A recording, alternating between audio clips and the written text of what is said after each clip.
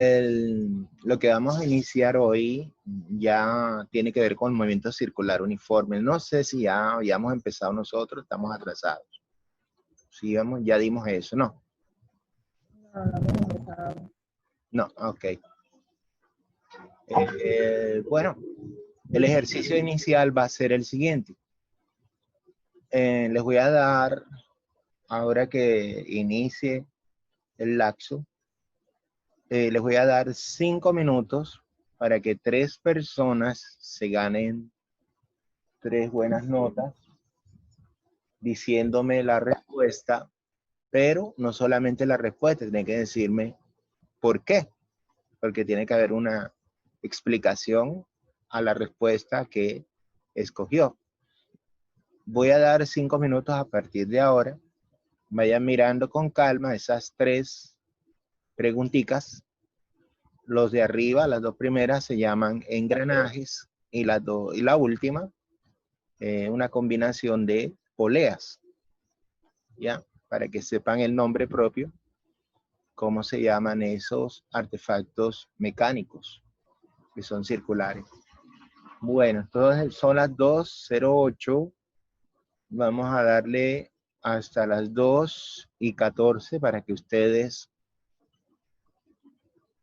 busquen la solución. Incluso pueden discutirla ya. Y lo importante de la respuesta y por qué la respuesta, no es porque sí, ya. Ustedes ya están en grado 10. ¿Listos? Bueno, arrancan ya.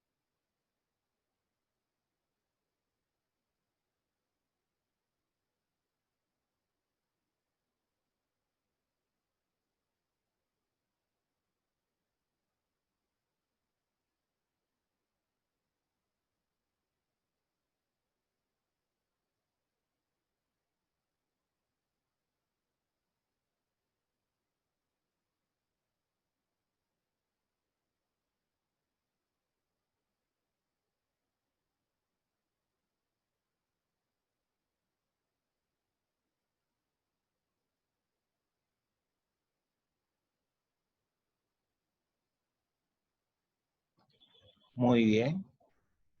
A ver, Carol, ¿verdad? Que había levantado la mano. ¿Quiere Profe, participar? yo supongo que en la segunda tengo una respuesta. No, sí, pero vamos en orden. Vamos en orden. ¿Sí? Entonces, bueno, yo para la segunda entonces. Ok. A ver, recuerden que tienen que decir por qué. No es nada más la respuesta y ya. Ok, sí, sí, sí. Yudenis Nieto, la primera, ¿verdad?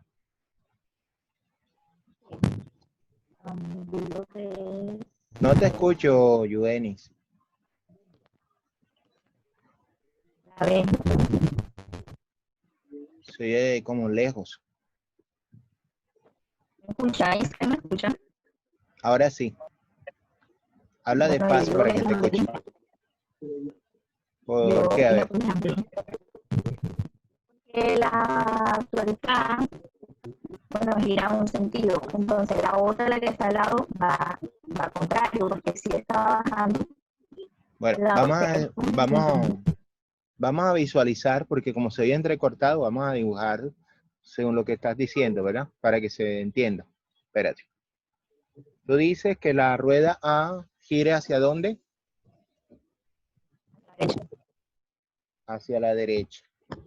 Si gira hacia la derecha, sería decir en pocas palabras esto, ¿verdad? Si esa gira hacia Sí, allá, esta iría en la, este sentido. Quiere la decir B que la B rodaría hacia acá. hacia la izquierda, sentido contrario. Exacto. Luego, Ya la ves, ¿qué pasaría? Con la la B C. gira del otro lado. Entonces, eso hace que la C suba y gire hacia la derecha. Ajá. Esto sería en este sentido. Y la D Y, y la D, gira, la D va a girar hacia la derecha, o sea, el mismo sentido que gira la tuerca C, que gira la tuerca B. ahí estoy señalando mal, ¿verdad? Si está señalando mal, la D gira hacia la derecha.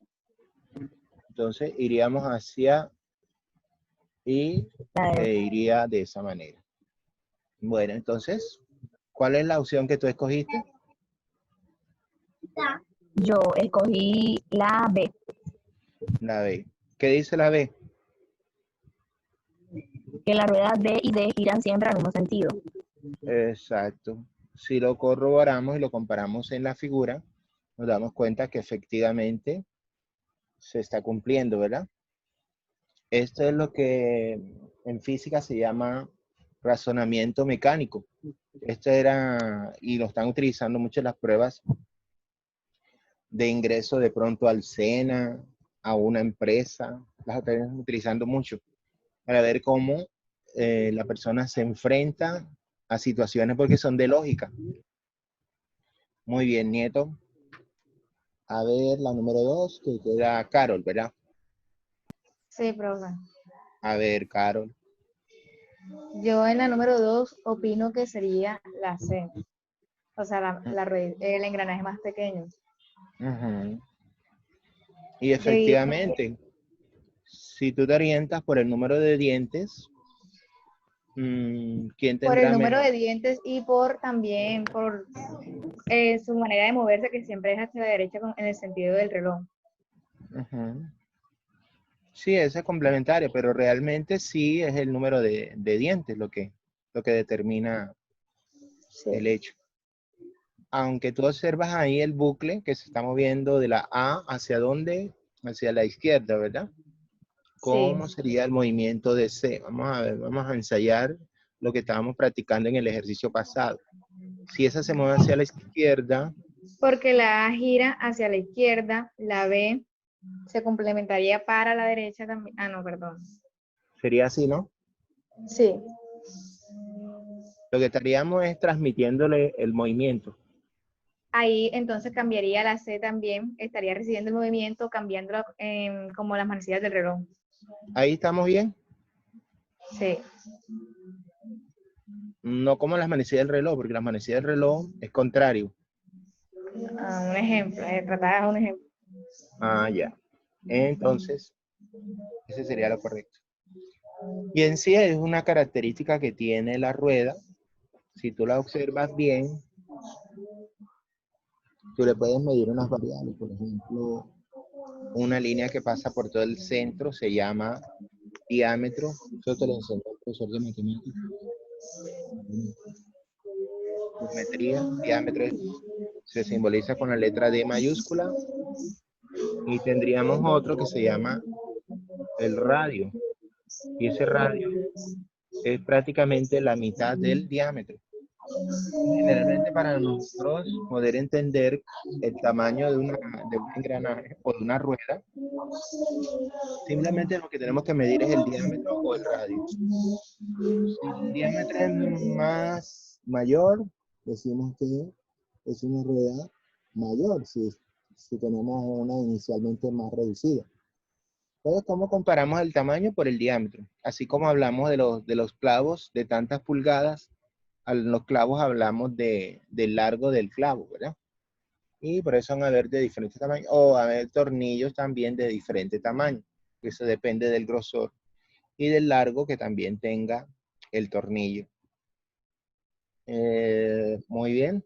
Entonces, ahí la opción Sería la C. sí, correcto. Carol García.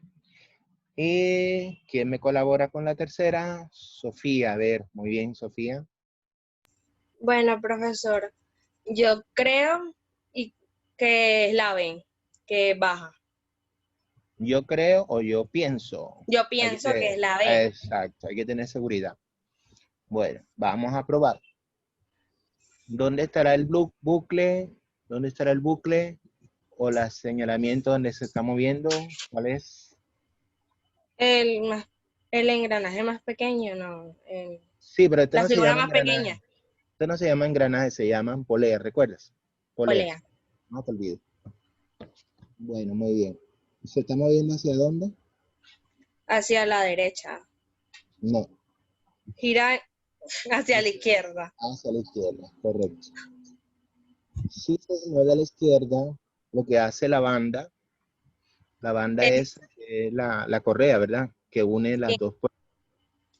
Hace que se mueva hacia donde esa correa, hacia la dirección contraria. en este sentido, ¿no? Sí. Estaría muy bien en este sentido, espérate. No sé por qué no. Okay. Bien, si esa se mueve en este sentido, esta iría en este sentido. Ahora, Dirección contraria. analicemos, exacto. Ahora, miremos que la pequeña, la que tiene el eje, está unida con la que está colgando, la polea fija, que está arriba. Y esa polea fija está atravesándola una banda también, ¿verdad? Que más o Sí. menos está fija a una masa M que tiene el bloque. Muy bien. Entonces, como esa está unida, le estaría comunicando el movimiento. La carrera Y, la estaría soltando cada vez que gira. por lo tanto, Bajar. exactamente. Y por lo tanto, la masa debe bajar. Y ahí nos estamos dando cuenta de la utilidad que tienen los vectores. Los vectores nos indican una dirección hacia donde tiene lugar el movimiento. Muy bien, Sofía. Quiere decir que una masa, el bloque, va bajando hacia la dirección del vector B, ¿verdad? Esa sería nuestra respuesta. ¿Y cuál sería entonces? ¿Subirá, bajará o no se mueve? Bajará. Bajará. Correcto. Muy bien. Entonces, fíjense que estos problemas son tan sencillos que son los problemas que colocan muchas veces para hacer exámenes de admisión o pruebas psicotécnicas en las empresas. En el SENA las hacen mucho también, porque las he visto bastante, para ver que en los exámenes de desempeño, a ver si lo logran pasar, esos son los que toman en cuenta para poder ser admitidos al SENA. O en las empresas o trabajos les hacen esas pruebas psicotécnicas de razonamiento mecánico con el fin de ver qué tan capaz es de resolver un problema. Porque realmente en la empresa, lo que las personas que van a laborar necesitan ser habilidosas, estratégicas y sobre todo tener la capacidad de razonar frente a una situación. Ahorita son situaciones. Aprovechando que tenemos ese espacio del razonamiento mecánico, estos tres ejemplos que están relacionados con el tema que vamos a introducir en el día de hoy. Precisamente, seguimos hablando ya como capítulo final de los movimientos 2D en dos dimensiones y tendremos en este caso el movimiento circular uniforme, MCU, que serán sus acrónimos, sus abreviaturas. MCU, las iniciales. Y aprovechamos de paso conocer unos elementos de la cinemática vectorial. O sea que aquí recordaremos un poquito más acerca de los vectores. Cuál es importante entender la finalidad de los vectores. Fíjate que nos indica la dirección. Hay tres características que ellos tienen: magnitud, dirección y sentido. Sentido lo da la punta de la flecha. Si yo no le hubiera dibujado la punta de la flecha a donde se movieran los engranajes o las poleas, yo no tendría como que claridad. Si no le hubieran colocado al bucle de la rueda, de la polea más pequeña, usted diría, no, yo no sé para dónde se mueve porque no me está dando claridad. Entonces, por eso es importante a los vectores más adelante dibujarles la punta de la flecha. El sentido, por supuesto, nos lo da hacia dónde se apunta. Y la magnitud es la que siempre hemos de medir siempre. Con este tema que vamos a aprender, vamos a asociar fenómenos naturales que tienen que ver con el movimiento circular uniforme, de tal manera que podríamos identificar variables del movimiento de una manera intuitiva. Mira cómo lo hicimos. Esos tres ejemplos aplicamos la forma intuitiva, predecir por lógica hacia dónde se mueven las ruedas, hacia dónde se mueven los engranajes, hacia dónde se mueven las poleas, que esos son los sistemas mecánicos que vamos a trabajar ya en la próxima unidad. ¿Para qué vamos a aprender eso? Para poder establecer relaciones o modelaciones matemáticas, o sea que van a haber modelaciones también para este movimiento circular uniforme. De tal manera que te va a permitir resolver de manera numérica y más adelante veremos vectorialmente cómo se aplican los vectores.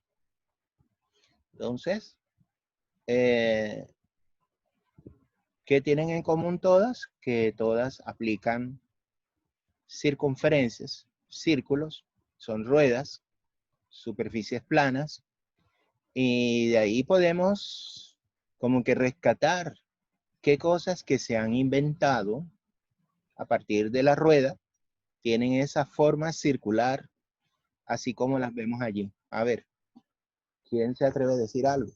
Como qué cosas o qué inventos han visto así cotidianos que tengan o engranajes o que tengan poleas, como las que ven abajo. Piensen, traten de mirar dónde lo han visto, algo, mecanismo así parecido. Utilizar esa manera intuitiva para predecir. A ver, ¿alguien dice algo?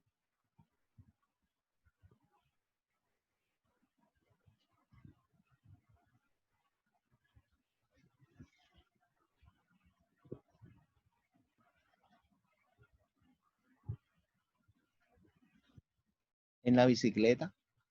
¿Será que en la bicicleta encontramos algo de ella? ¿Cuál de las dos? ¿La de arriba o la de abajo? En una bicicleta.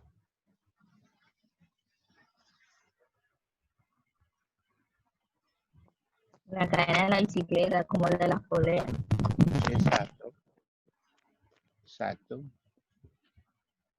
Cuando pedaleas en la bicicleta, lo que estás realmente es comunicándole a la polea el movimiento que hace de un lado a otro. Este el sistema está unido por las dos. Hay una banda, que es la cadena. Ahí les hago la pregunta, ¿y será que una bicicleta normal de las que usualmente utilizamos, la más empleada, tendrán las ruedas iguales en tamaño o será una más grande que la otra? ¿Qué piensan ustedes? Vamos a ver si son buenas observadoras y recuerdan bastante. ¿Tendrán el mismo tamaño las ruedas de una bicicleta o simplemente hay una más grande que otra? Si tienen el mismo. Tienen el mismo tamaño. Exacto. Si tienen el mismo tamaño, significa que avanzan por igual, ¿verdad? Avanzan por igual. No puede haber una más grande que la otra porque eso generaría dificultades. Y de pronto si la hicieron, la hacen en forma de triciclo, de tal manera que reparten el movimiento que le comunican las ruedas de atrás con las de adelante, ¿verdad? Eso ya depende del mecanismo que esté combinado.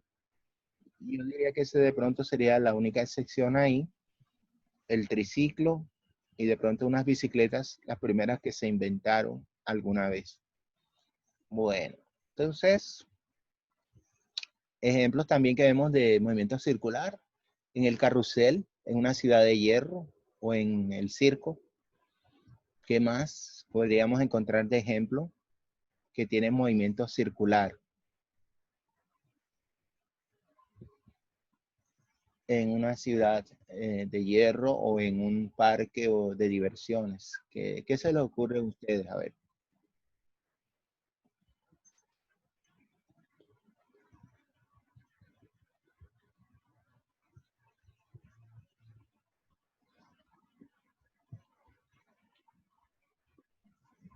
¿Ustedes no han subido a una ruleta, a la ruleta de que todo el mundo lo amarra y va subiendo y a gran altura y después va bajando, van circulando? No sé si habrán subido a la montaña rusa, pero en la montaña rusa no hay una vía que sea completamente circular. Todas son completamente curvas abiertas, no son cerradas. La circunferencia es una curva cerrada y es perfecta. En la montaña rusa lo que tendríamos un movimiento curvilíneo, pero no tendríamos completamente cerrado. Entonces no me atrevería a decir que en la montaña rusa hay un movimiento circular, porque eso es falso. Simplemente en general uno le dice que es curvilíneo porque tiene muchas curvas. Eso lo identifica. Bueno, necesito una colaboradora que me lea esta parte. Aquí en la partecita donde dice describiendo, aquí sería describiendo, que está mal escrito. No sé si lo corregía ya en la guía, se me olvidó aquí. Describiendo. Describiendo. Bueno, no se entiende bien. ¿Quién me colabora? Mendoza. Adelante, Olinda. Desde Entérate. Sí, desde Entérate. Entérate. En la naturaleza se observan movimientos cuyas trayectorias no son líneas rectas, sino curvas. Semejantes movimientos reciben el nombre de movimientos curvilíneos.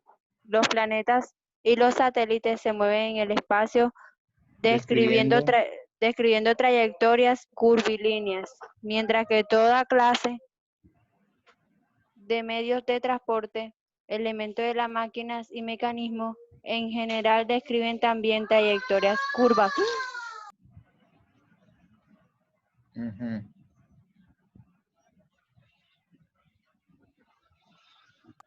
El caso más simple de un movimiento curvilíneo es el movimiento circular, el cual se conoce y utiliza desde la antigüedad. Por ejemplo, Aristóteles afirmaba que el Sol, la Luna y los planetas giraban en torno a la Tierra con movimiento circular uniforme y que éste era eterno, perfecto e inmutable. Posteriormente, Ptolomeo Ajá, está bien. Ptolomeo. plan- planteó que los planetas, el Sol y la Luna giraban en pequeñas circunferencias, cuyos centros giraban a su vez alrededor de circunferencia mucho más grande que tenían su centro en la Tierra. De esta manera vemos cómo el movimiento circular fue de gran utilidad cuando el hombre intentaba dar una explicación al funcionamiento del universo. Exacto. Y fíjate que todo eso que leíste, siempre fue la curiosidad de la antigüedad. Ver cómo se movían los cuerpos celestes en el espacio. Y cuando se empezó a tratar de buscar la explicación de cómo era el movimiento del Sol, las estrellas, todo lo que rodea, todo lo que vemos en el firmamento, se cayó en la época, mírenla ahí, se cayó precisamente en la época donde estaba el conocimiento de Ptolomeo, Claudio Ptolomeo, que es el verdadero nombre de él, y que fundamentó una teoría que se llama geocentrista, la teoría geocéntrica. Y la fuente de todo es el geocentrismo. El geo es una palabra que deriva o significa para referirse a la tierra. Y el centro sería para centrismo. O sea que se tomaba la tierra como el centro de todo. Si lo puedes ver en el fondo, el señor Claudio Ptolomeo lo que dio a entender eso. Pero eso era un error porque hay cosas que más adelante, con el uso del telescopio, y gracias al método científico ya se había desarrollado por Galileo Galilei, Nicolás Copérnico le costó un gran trabajo derrumbar esta teoría, porque esta teoría estaba más protegida por la iglesia. En ese entonces, la iglesia era la que dictaba las cosas, decía cómo regía el mundo y que todo era de Dios y que no podíamos contradecir precisamente lo que era la orden divina, Dios. Esto creó una gran controversia en la historia porque duró tantos años asegurar que la Tierra era el centro de todo y además de eso contar todavía de que la Tierra era plana. Imagínate, todavía eran dos concepciones que se vivían. Y Copérnico logró demostrar esta de las órbitas. Sin embargo, había otra concepción de él, que la Tierra era redonda, que eso también le resultó perjudicial a él. E incluso lo llevaron, le hicieron el procedimiento de la Inquisición, lo encarcelaron y bueno, le costó la vida. Dicen algunos que fue que lo asesinaron, otros dicen que fue que realmente no le convenía a una persona que supiera, que conociera de todo, para mostrar la realidad a todo el mundo. Y además, eso crea un pánico, ¿cómo decir aquí en la época actual? Decir que existen los extraterrestres y que de pronto todavía no haya fundamento y otros tengan de pronto como que una hipótesis. Y hasta que no se logre comprobar, no se podría afirmar tal cosa. Y por eso el mundo científico nunca está quieto. Siempre van a haber personajes que tratan de frenar o de evitar el progreso. Es lo normal. es lo normal. Pero lo interesante de aquí, estas teorías, es que enseñan de que usted tiene que tener un fundamento para defenderse. De lo contrario, la va a pasar mal. Es así de sencillo. Ya estos mismos modelos que aprendimos de la historia, en la historia de las ciencias o en historia de la química también, allá pasaron y todavía están pasando modelos de los modelos atómicos. Una teoría, surge una teoría nueva, se encuentran otras evidencias y la teoría anterior se tiene que ser reformulada, entonces tiene que ser reevaluada, cambiarse todos los aspectos. Esto en la historia siempre ha existido. Pasó entonces del geocentrismo y dirá de pronto alguna de ustedes, profe, pero ¿por qué consideraban el centro de la Tierra todo? Porque fíjate, la luna en la noche, en el día, tú la ves que sale de un extremo, del lugar de donde, y en la noche ya bueno, hace un recorrido en el firmamento, así como el sol, al amanecer lo vemos en el horizonte, al mediodía lo vemos ya arriba, y a las 6 de la tarde ya lo vemos que se oculta al extremo contrario del horizonte, de donde había salido. Entonces, da la sensación de que las cosas giran en torno a la Tierra. Esa era la percepción que tenían ellos. Cuando en realidad no es así. Entonces, la gran pregunta, ¿y cómo se dieron cuenta de eso? ¿Cómo se dieron cuenta de que no? Sencilla la respuesta.